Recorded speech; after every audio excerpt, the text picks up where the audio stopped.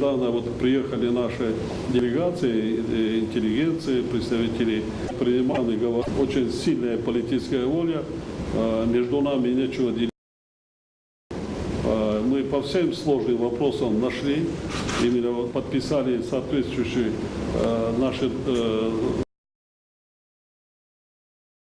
соглашения, они реализуются.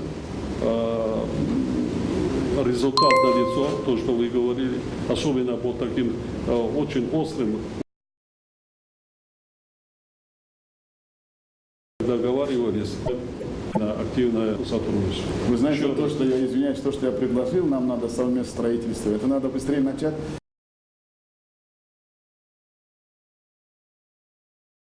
Даже ту историю, которая нам не нужна. махсус қайд карда иброз доштанд ки байни кишварҳо динамикаи мусбии ҳамкории тиҷоративу иқтисодӣ фароҳам оварда шудааст. президенти мамлакат аз 2 баробар боло рафтани ҳаҷми гардиши мол давоми солҳои охир изҳори қаноатмандӣ карданд. пешниҳод гардид ки барои дастгирии минбаъдаи ин тамоюл бояд соҳаҳои тиҷорати ду кишвар диверсификатсия карда шавад. барои беҳтар намудани шароити фаъолияти сармоягузорони тоҷику узбек бошад ҳамгирои амиқ лозим аст. иштироки фаъолонаи доираи соҳибкорони тоҷикистону узбекистон дар намоишгоҳҳои миллӣ ва анҷуманҳои соҳибкорон дар ҳудуди ду давлат мусбат ва саривақтӣ аст, таъкид доштанд президенти ҷумҳурии Тоҷикистон муҳтарам Эмомалӣ Раҳмон. дар ин замина изҳори эътимод карда шуд ки намоишгоҳи истеҳсоли Тоҷикистон ва форуми муштараки тиҷоратии Тоҷикистону Узбекистон ки дар чорчӯби сафари давлатӣ сурат мегиранд ба густаришу тавсияи робитаҳои тиҷоратии соҳибкорони ду кишвар мусоидат хоҳад кард. дар ҷараёни мулоқот ҷонибҳо ҷанбаҳои воқеии ҳамкории дуҷонибаро дар соҳаҳои робитаҳои нақлиётӣ, ҳамкорӣ дар сатҳи минтақавӣ, истифодаи маҷмӯи захираҳои обу энергетика, амният ва мудофиа, инчунин равобити фарҳангӣ ва гуманитариро баррасӣ намуданд. умумияти таъриху анъанаҳо ва ҳамсоягии мардумони мо муносибатҳои зичи фарҳангию гуманитариро аз қабл муқаррар карданд.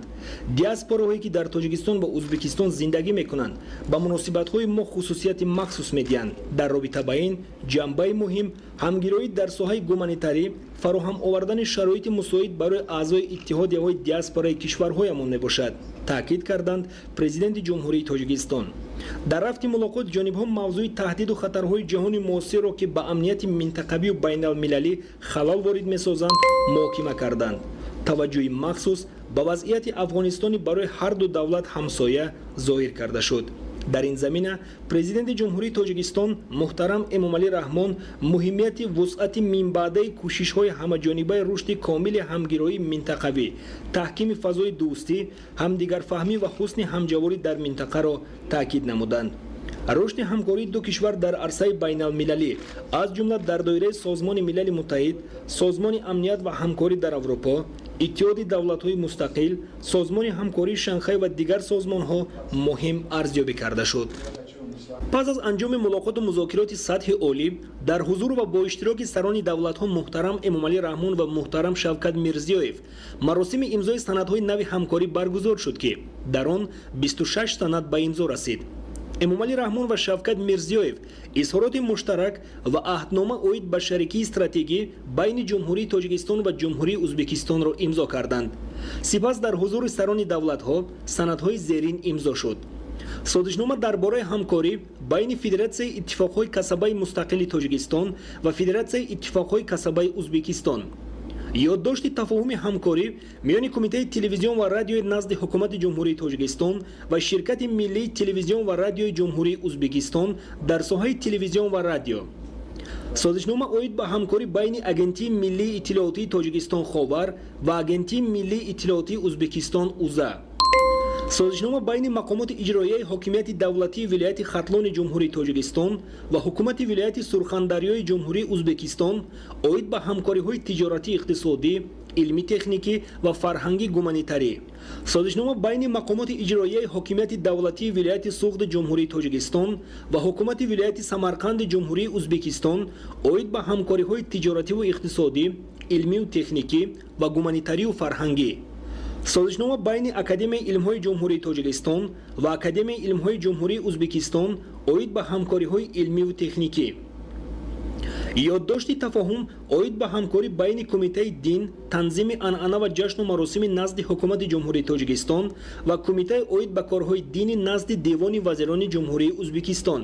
Созишнома оид ба ҳамкорӣ дар соҳаи карантини растанӣ байни Кумитаи бехатарии озуқаворӣ назди ҳукумати Ҷумҳурии Тоҷикистон ва Инспексияи давлатии карантини растанӣ назди Девони вазирони Ҷумҳурии Ӯзбекистон. Созишнома байни ҳукумати Ҷумҳурии Тоҷикистон ва ҳукумати Ҷумҳурии Ӯзбекистон оид ба ҳамкорӣ дар соҳаи фарҳанг ва санъат ва нақшаи чорабиниҳо барои солҳои 2018-2020. Созишнома байни Вазорати Адлияи Ҷумҳурии Тоҷикистон ва Вазорати Адлияи Ҷумҳурии Ӯзбекистон дар бораи ҳамкорӣ дар соҳаи адлия. ёддошти тафаҳум байни Кумитаи ҷавонон ва варзиши назди ҳукумати Ҷумҳурии Тоҷикистон ва Шӯрои марказии Иттиҳоди ҷавонони Ӯзбекистон. Созишнома байни Агентии хизмати давлатӣ назди Президенти Ҷумҳурии Тоҷикистон ва Академияи идоракунии давлатӣ назди Президенти Ҷумҳурии Ӯзбекистон оид ба ҳамкориҳо дар самти таҳсили хизматчиёни давлатӣ. Посилавии замин. Созишнома байни ҳукумати Ҷумҳурии Тоҷикистон ва ҳукумати Ҷумҳурии Ӯзбекистон оид ба ҳамкориҳои ҳарбию техникӣ. Созишнома байни ҳукумати Ҷумҳурии Тоҷикистон ва ҳукумати Ҷумҳурии Ӯзбекистон оид ба эътирофи мутақобилаи ҳуҷҷатҳои намунаи давлатӣ оид ба таҳсилот. Созишнома байни ҳукумати Ҷумҳурии Тоҷикистон ва ҳукумати Ҷумҳурии Ӯзбекистон оид ба ҳамкорӣ дар соҳаи такмили ихтисоси омӯзгорон ва бозомӯзии кормандони соҳаи маориф. Созишнома оид ба ҳамкорӣ доир ба васлу насби техникаи кишоварзӣ байни корхонаи воҳиди давлатии коргоҳи мошинсозии Вазорати саноат ва технологияҳои нави Ҷумҳурии Тоҷикистон ва ҷамъияти саҳомии УЗ Агротехсаноат Холдинг. Протокол оид ба мубодилаи ёддоштҳо дар хусуси ратификатсияи шартнома оид ба қидаҳои алоҳидаи сарҳади давлатии Тоҷикистону Ӯзбекистон. Созишнома байни ҳукумати Ҷумҳурии Тоҷикистон ва ҳукумати Ҷумҳурии Ӯзбекистон дар бораи пешниҳоди мутақобилаи минтақаи замин барои ҷойгиркунии Сафорати Ҷумҳурии Тоҷикистон дар Ҷумҳурии Ӯзбекистон ва Сафорати Ҷумҳурии Ӯзбекистон дар Ҷумҳурии Тоҷикистон.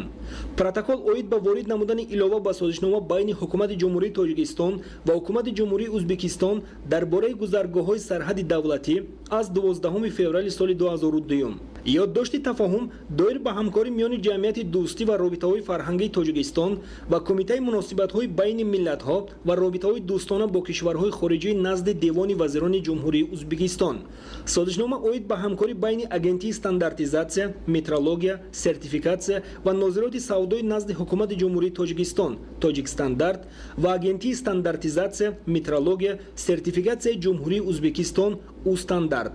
Созишнома байни Саридораи геология назди ҳукумати Ҷумҳурии Тоҷикистон ва Кумитаи давлатии Ҷумҳурии Ӯзбекистон оид ба геология ва захираҳои минералӣ барои гузарондани корҳои иктишофию геологӣ дар майдонҳои назди сарҳадӣ.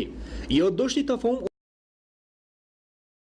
дар соҳаи сиёсати зидди инҳисорӣ ва ҳимояи ҳуқуқи истеъмолкунандагон байни хадамоти зидди инҳисорӣ назди ҳукумати Ҷумҳурии Тоҷикистон ва Кумитаи давлатии Ҷумҳурии Ӯзбекистон доир ба мусоидат ба корхонаҳои хусусӣ гардонидашуда ва рушди рақобат. баъди анҷоми маросими имзои санадҳо, сарони давлатҳо муҳтарам Эмомалӣ Раҳмон ва Шавкат Мирзиёев барои доираи васеъи хабарнигорон нишасти матбуотӣ ороста, натиҷаҳои мулоқоти сатҳи олиро барои таҳкиму тавсияи муносибатҳои дӯстӣ, бародарӣ, ҳамсоягӣ ва ҳамкорӣ неку назаррас арзёбӣ намуданд. нимаи дуюми рӯзи